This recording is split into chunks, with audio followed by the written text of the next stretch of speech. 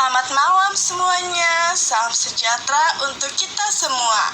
Perkenalkan, nama saya Christine Pasaribu dari jurusan Pendidikan Bahasa Indonesia, Fakultas Keguruan dan Ilmu Pendidikan, Universitas Sultan Ageng Tirtayasa.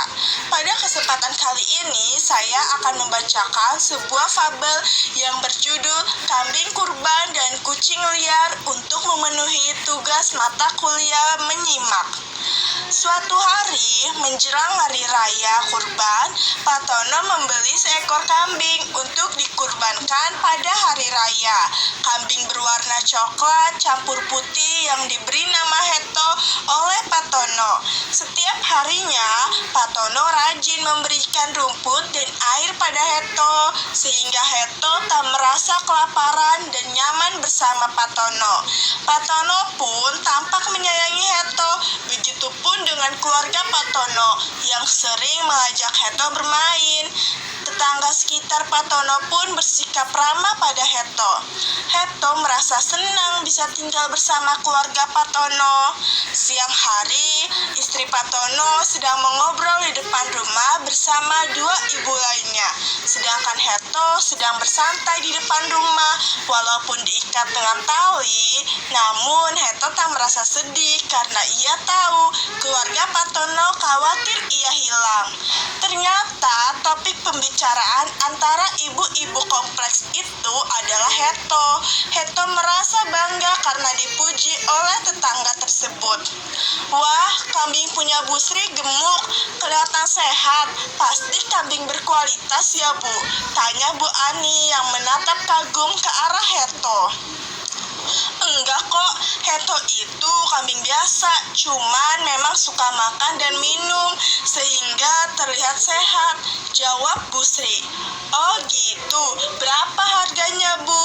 Tanya Bu Dimar yang merasa penasaran pada Heto. 1,5 juta Bu, jawab Bu Sri. Beli di mana Bu? Tanya Bu Dimar untuk kedua kalinya. Di Pak Budi. Saya juga beli di Pak Budi, tapi kambing saya kurus, nggak mau makan dan minum, kelihatan seperti sakit.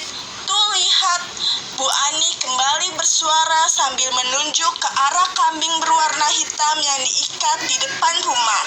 Jarak rumah Bu Ani dengan Bu Sri sangat dekat, hanya berjarak 2 rumah saja, sehingga Bu Sri, Bu Dimar, dan Heto bisa melihat kambing tersebut. Kambing punya Bu Ani terlihat kurus dan mungkin hanya tersisa tulang saja. Semuanya merasa prihatin pada kondisi kambing tersebut. Begitupun dengan Heto yang merasa sedih pada teman sesama kambing yang bernasib buruk. Pembicaraan pun selesai.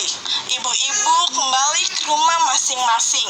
Heto yang merasa penasaran pada kambing tersebut karena kata Bu Ani berasal dari pemilik yang sama, yaitu Pak Budi. Akhirnya Heto berusaha mengajak kambing itu berbicara. Mbe, mbe, mbe. Hai kambing hitam, kenalkan namaku Heto. Heto mengeluarkan suara mbe saat berbicara dengan kambing tersebut. Bahasa kambing yang tak diketahui manusia. Namun anehnya kambing itu tak mau bicara dengannya dan hanya diam dengan posisi tidur. Padahal Heto tahu kambing itu bisa mendengar suaranya karena jarak mereka yang tak terlalu jauh. Mbe, mbe, mbe. Aku sangat sedih melihat kondisimu. Kau harus makan dan minum agar sehat sepertiku. Mbe, mbe, mbe. Pemilik barumu merasa khawatir pada kondisimu. Kau harus menghargai usahanya. Mbe, mbe, mbe.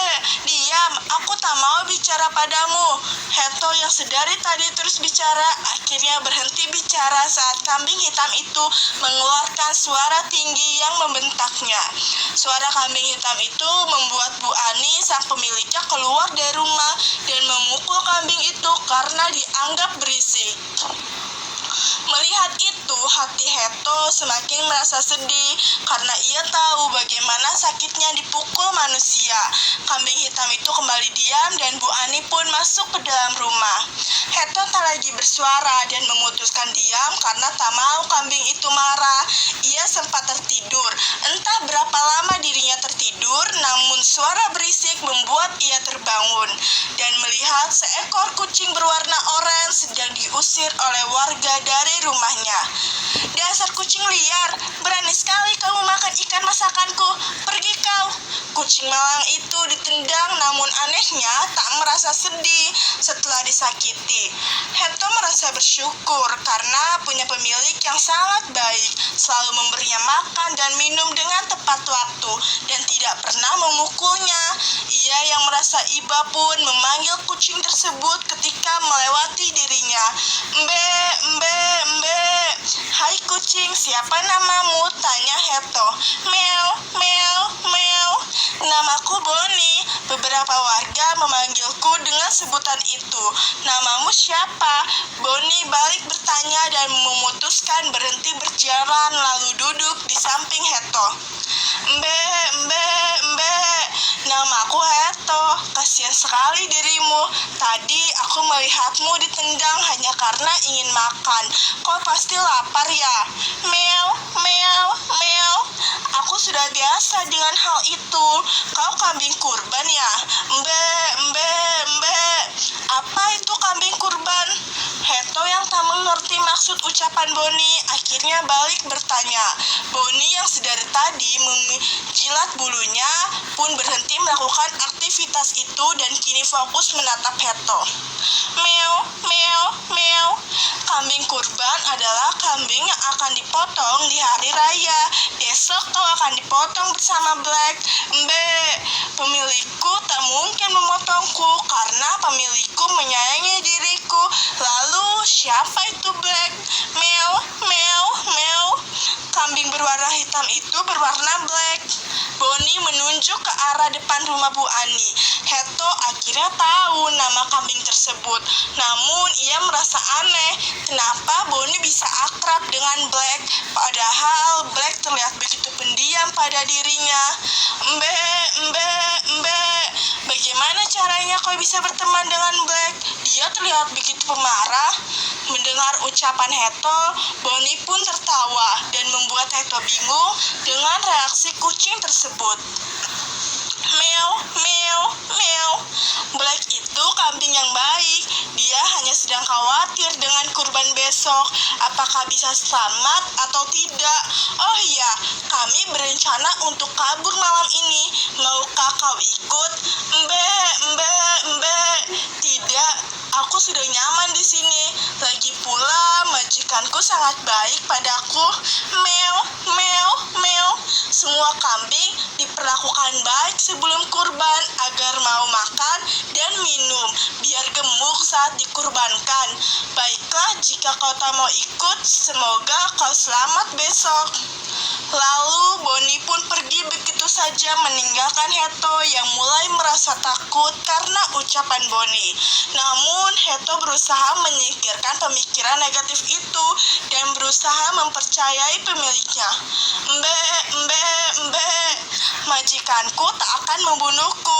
Pasti Boni dan Black hanya iri dengan hidupku yang mendapat majikan yang baik dan diberi makan." Malam harinya, sesuai perkataan Boni, kucing tersebut akan kabur bersama Black.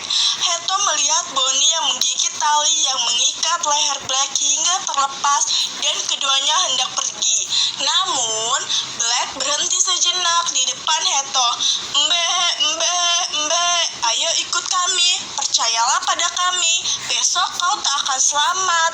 Dengan nada pelan untuk kedua kalinya, Black bicara pada Heto. Mungkin jika Black bicara sebaik ini kemarin, Heto akan senang.